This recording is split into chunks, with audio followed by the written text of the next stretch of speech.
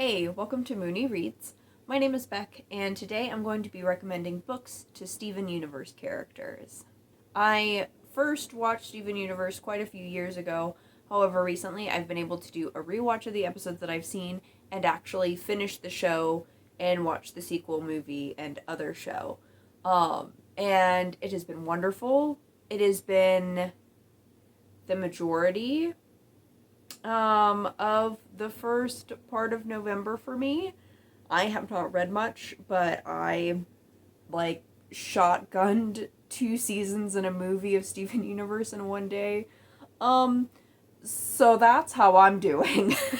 But I really adore this. I love so much about the show, and if I start talking about it, I won't stop, so I won't go into that. However, I did want to really sit with these characters and think about what books I would recommend them. So, here I am. While Steven Universe is a kid's show, not all of these books are going to be for kids. There will be some that are. I've got some middle grade on here, but I also have, memoir that talks about intense things that children should not read. So, use sense looking at these and deciding whether or not to read them or what age range to give them to. I have never purported to be a channel that deals with books explicitly for kids, though I do sometimes talk about kids' books and would recommend those to children. But when I'm making these book recommendations, I am thinking about adults who know their taste in books and know what they want to read. The books that I talk about that are labeled middle grade or that are labeled young adult, I would definitely recommend for those age ranges. But please use sense. I don't know how long this is going to be. I have 12 people to talk about, and for some of these people I mentioned more than one book, so we'll see what happens. It can't be longer than the vlog I recently posted, so I'm sure y'all will be fine. So I'm going to start out and recommend a book to Steven, obviously. I've actually got 2 books for him. This first book I would definitely recommend to young Steven. I would probably also recommend it to old Steven. But I thought about this with younger Steven in mind. And that is Beyond the Clouds, The Girl Who Fell from the Sky. This is a manga series. It has 3 volumes so far, but we're waiting on another one. The whole premise is that this little boy who lives in this kind of magical world, some of the people are regular looking, some of them look like anthropomorphic animals, and some people are kind of in the middle. And there is mythology around people who can fly or people with wings, but some people think it's real, some people don't. But one day, he finds a girl who has crash landed, and she has wings. So he helps hide her because she could potentially be in danger, being somebody who's so rare, and helps her basically come back to health after the crash. And some stuff ends up happening, and he starts to go on this journey. This is so adorable. I think that Steven would really enjoy the fact that it is more wholesome. I think that he would really like all of the fantasy elements of this in general, and the whole idea of going on this big adventure in order to help someone. I think that's very consistent with something that Steven would really want to read. Now, I will say, this and the book that I had for Connie, I both thought would be good for Steven, and I also think that they would both be good for Connie, so I'm also imagining that they would have a little book club sort of a thing, or add this to the other books that they've read together, since they clearly, in canon, have already read a series together. So, but I thought that this specifically fits Steven for those reasons. Now, so far as older Steven goes, I think that he would also appreciate Beyond the Clouds, but I have another book that I think would be really beneficial for him, and that is Polysecure, Attachment, Trauma, and Consensual Non-monogamy. Now, I am not necessarily recommending it based on anything having to do with polyamory because, I mean, to me, it pretty clearly seems like he only likes Connie. However, this is something that everyone should read, polyamorous, monogamous, whatever, because it says so much really great stuff about trauma and about attachment styles.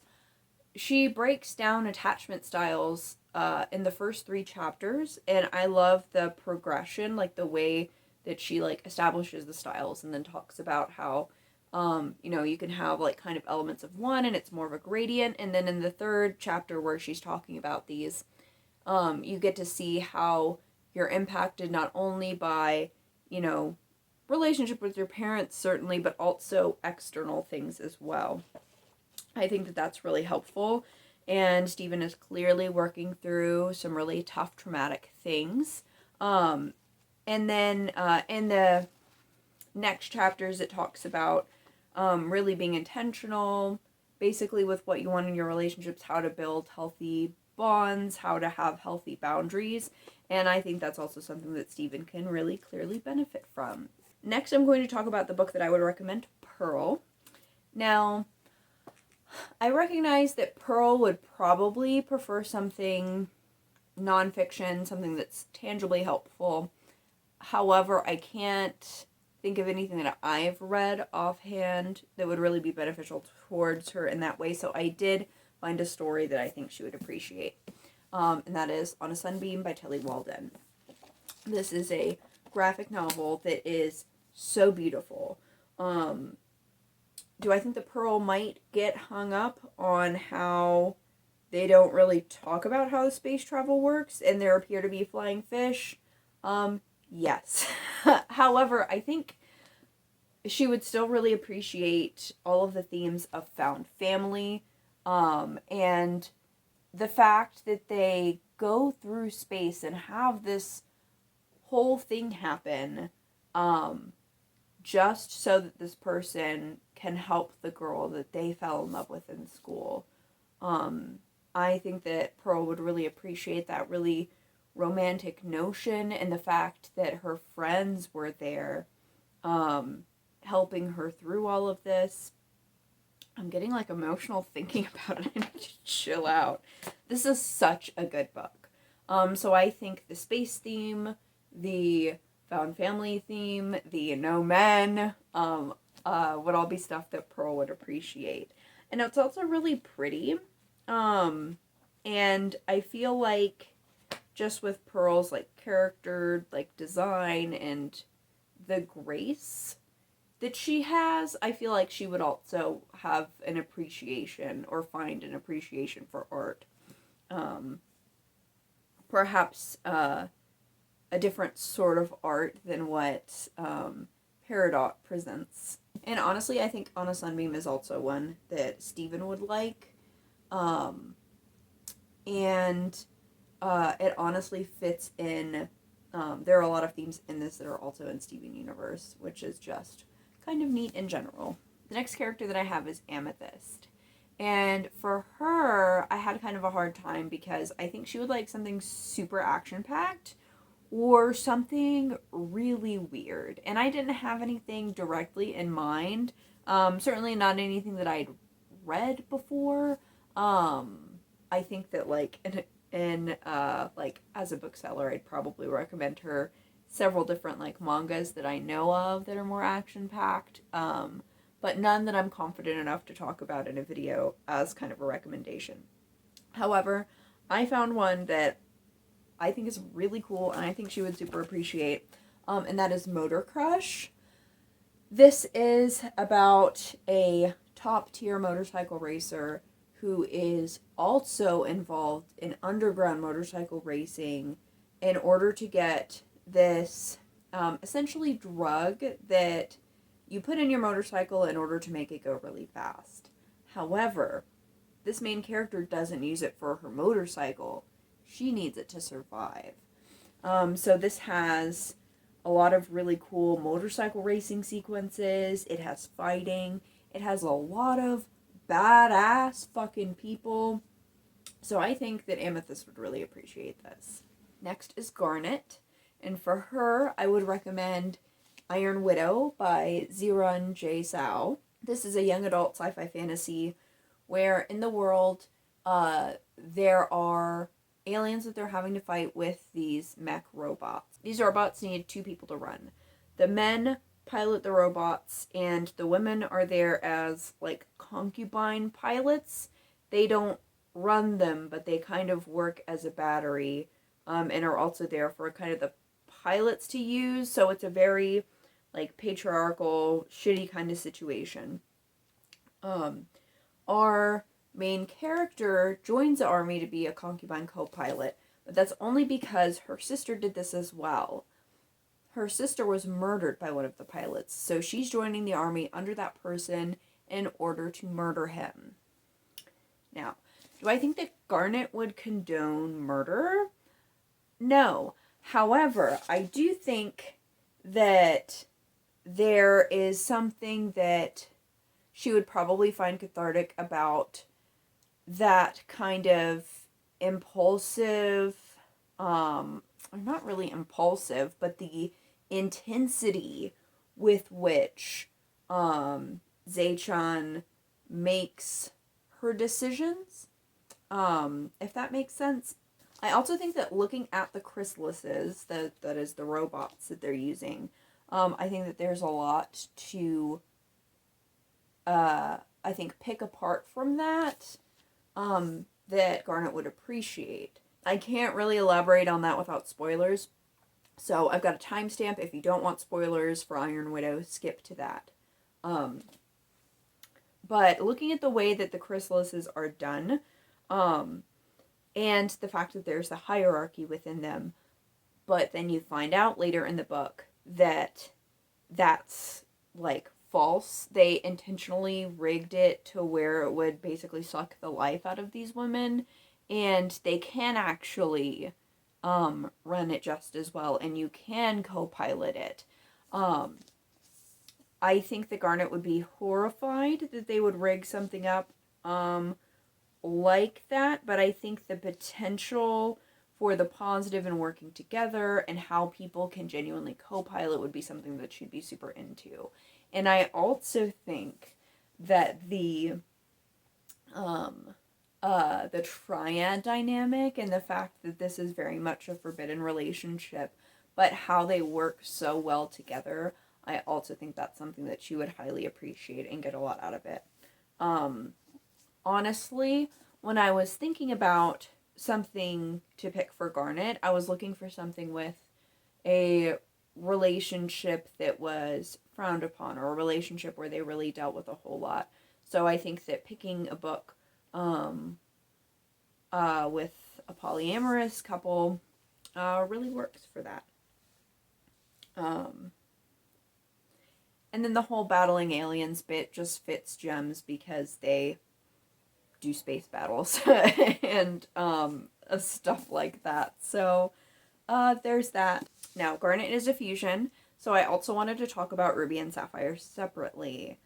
I wanted to mention a book that I have not read. However, assuming that it's good, and I'm assuming that it's good because I've read another book by the author that was wonderful, I think that it would be a really great book for Ruby and Garnet to read individually and then be able to come together and talk about. That book series is The River of Teeth and Taste of Marrow, the American Hippo duology by Sarah Gailey. And this is because it has elements that I think both of them would really appreciate. One of them, cowboys, which, as established in canon, Ruby enjoys cowboys, enjoys the outdoors, that sort of thing. And this is an alternative history, which I think Sapphire would really enjoy. I haven't read a lot of alternative histories, or I probably would have picked one as my recommendation for Sapphire.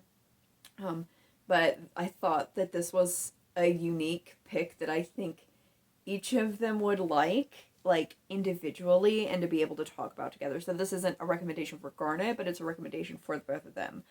Again, I have not read this, so I can't necessarily vouch for it.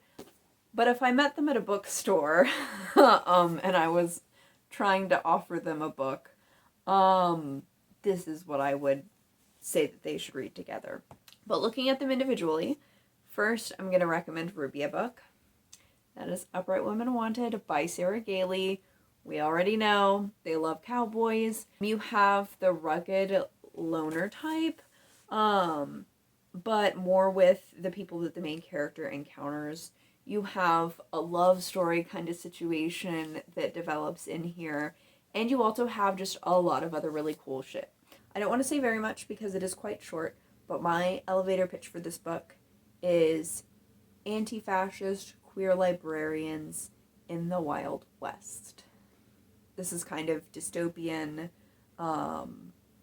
Everyone is queer. It's really wonderful. I highly recommend it. I've read the audiobook and read the physical book, and both are really wonderful options. Next is Sapphire, and for Sapphire I really wanted to find something that does cool stuff with, like, time, but I couldn't think of very much that I had actually read. So I have a TBR pick that I would probably recommend her, or mention to her, and that is, This Is How You Lose the Time War. This is an enemies to lovers book between these two spies on opposing sides in the midst of this time war. They start leaving each other letters throughout time in these really intricate places, and it's supposed to be really intense and really beautifully written. I did read the first chapter a while back, and I really liked it. However, my brain was not functioning properly, so, like, I didn't finish it. Everyone and their mom has heard of this book at this point. So you probably already know that it exists, but it is definitely one that I would recommend or mention to Sapphire. However, I also wanted to recommend her a book that I had actually read, since that's what this video is supposed to be, I think. So, I would recommend her The 30 Names of Night by Zeyn Joukhdar. This is one of the best books that I've read this year so far. This focuses on a Syrian-American trans man who is dealing with the loss of his mother, which happened a while back, but he's still really contending with it, while also caring for his grandmother. He is trying to figure out how to get his spark back for his art to a certain degree, while also studying these birds that he's drawing that his mom also had a hand in, like, finding or conserving. It would be a lot to explain all of it. But it goes back and forth between his story and the journal of another person from his community who immigrated from Syria in, I want to say, the 30s. And you end up learning a whole lot about her and the role that she played and with these particular birds. But outside of the bird subplot, this is very much about being yourself. It's about family. It's about queer people throughout generations. And it's so beautifully written. Now, the reason that I would recommend it to Sapphire is because it deals with things throughout time, so you're going back and forth between points in history. And I also think that you would appreciate the story overall. The main character really has a lot to deal with and ends up controlling their emotions or having to control their facade. He's closeted, so he's dealing with that, trying to contend with his feelings towards his mom, trying to deal with his own feelings around gender. And I think that's something that Sapphire could potentially relate to. Because while she does keep cool, calm, and collected because she knows how things are probably going to pan out, you know, she still has those emotions, and you kind of see her work through that in a lot of those episodes.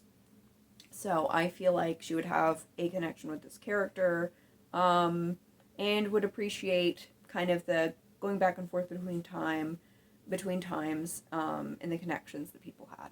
Moving on from there, we have Connie. And for Connie, I would recommend The Witch Boy by Molly Knox Ostertag. This is such a cute graphic novel. I've talked about it at length before. But this focuses on Aster, who grows up in a magical family. And in the magical family, boys are shapeshifters and girls are witches. But Aster doesn't really shapeshift and is really interested in witch magic.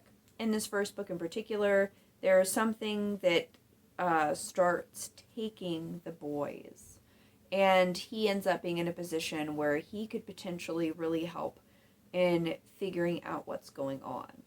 So this is a really adorable story. There is such a good friendship between Aster and Charlie, who is this human girl, and I think that Connie and Stephen would both really appreciate the dynamic there. I also think they would both really like the adventure and the magic, and just in general the focus on like friendship and family throughout the whole thing. And also I think Connie would really relate to Aster in general in a few different ways. Kind of his like temperament and personality, but also the fact that he's wanting to do things that are like outside of what his family planned, outside of their schema for him. And she kind of encounters that with coming across all this magic stuff. Like, her mom didn't want her to start sword fighting or be in the middle of a lot of this. So, I think that she could relate to that to a certain extent. Next is Greg Universe, Stephen's dad. And for him, I would recommend Laura Jane Grace's memoir. He is really interested in rock and roll. He was in a rock band. He kind of like currently lives out of his car, but like traveled around, lived out of his car. In this, Laura Jane Grace talks about her experience on the punk scene, kind of living in these different situations. She talks about a lot of different things, looking at her relationships, looking at her experience in the music industry, which I also think that Greg would really appreciate too, because he's had to deal with a lot of different people. It's not, they don't deal with the exact same things, but I still think that he would really appreciate this. And then she also details her transition in the music industry as well, being trans, on the punk scene and coming out while being in a band, which Greg might not necessarily be able to relate to, but I think he would like reading it, and looking at her experience as a whole. This is an excellent memoir, very intense. Laura Jane Grace does not hold back. Like, she will identify the person who is the asshole, talk about it very openly, even when she is the asshole in the situation. When I read this, I listened to the music as I did so. The beginning of each chapter is named after a song, except for the chapter that's named after the little documentary. But I listened to the song and watched the documentary as I read this, and that was a really wonderful experience, and something that I would recommend to anyone reading it, including Greg. I think that he would appreciate it. Next, I'm going to recommend a book to Rose Quartz, and for her, I would recommend The Anthropocene Reviewed by John Green. This is an essay collection talking about a bunch of different topics. He talks about NASCAR, he talks about Halley's Comet, Diet Dr. Pepper, the band The Mountain Goats, sunsets, the plague, literally so many things. But the thing that connects all of the essays together, and I think the thing that Rose Quartz would really appreciate about it, is the discussion about humanity. That's really the underlying theme here. It's about humanity being just special in different ways, whether it's individuals being special or people coming together to make something bigger, people doing small things that end up having such an impact. It just really highlights the things that are really special about the world. I've said this before and I'll say it again. This book made me desperately want to fall in love with humanity in a way that I haven't experienced in a really long time.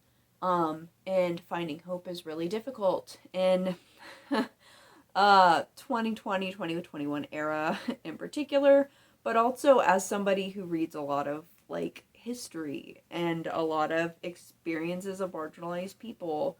I can detail you a lot of the ways in which it feels like humanity is just really truly awful. But this book kind of reminded me why people are good and special. And I think that's something that Rose Quartz would really love. Next, I have Peridot. And for Peridot, I thought I would kind of lean into the meat morphs. We know that she really likes art, particularly like statues and putting pieces together in order to make something new. So I thought that I would recommend her poetry. And I know the poetry would be something that the gems would kind of take a minute to wrap their minds around a little bit. Just because they tend to take things a little bit more literally, particularly Peridot. But I think that once she kind of starts digging into it, she'll end up really liking it, similar to her experience with music. So I have How Poetry Can Change Your Heart by Andrea Gibson and Megan Falley. This is great for people who really don't get poetry. This is really great for people who already know that they really like poetry. It kind of gives you an introduction to some of the kind of like technical pieces of poetry, but a lot of it talks about the impact that poetry can have. So I think this would be a really good starter for that. But so far as like looking at poetry that I think that she would appreciate, this is going to be one of those recommendations that I have not actually read. I started to read Field. The name of the author escapes me. I tried to read it sometime last year, and it was really cool. And the reason why I would recommend it to Peridot is based on the meat morphs that I know that she enjoys. And with this, they're doing a whole lot with language that's super different. And I just feel like Peridot could get something out of that once she gets her mind around poetry. I do want to come back to this and read it at some point, but my brain was just like kind of dead, so it didn't end up happening. But this is really cool conceptually.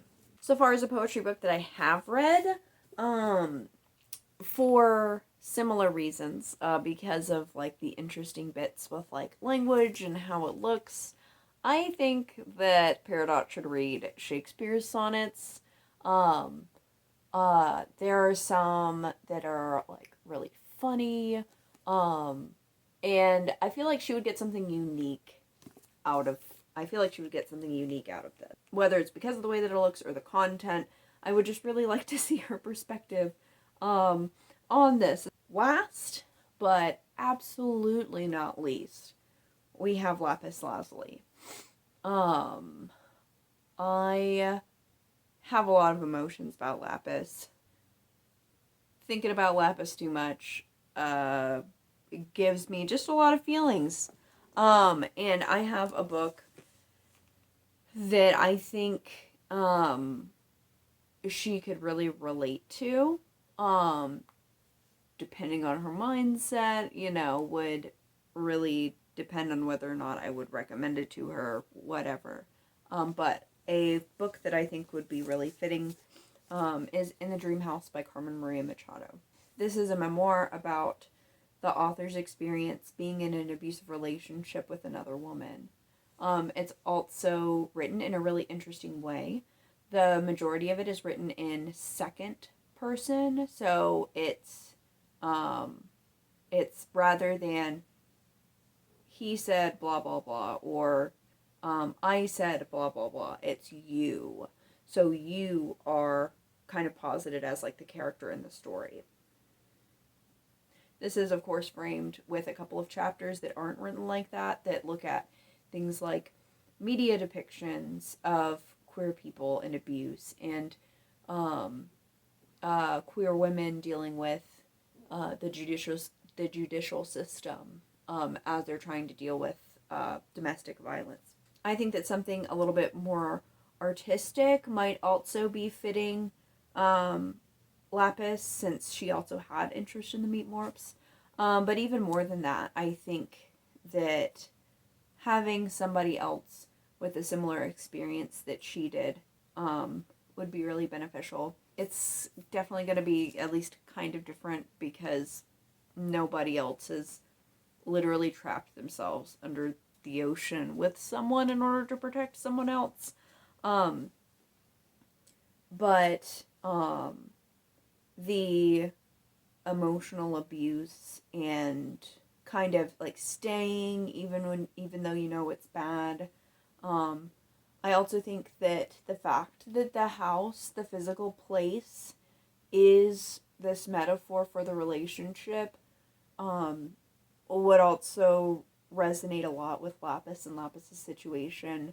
Hers manifested as like a physical person as well as things like shackles, so things that are more physical. So I think that also is another thing that connects this to Lapis as well. So those are all of the characters that I made book recommendations for.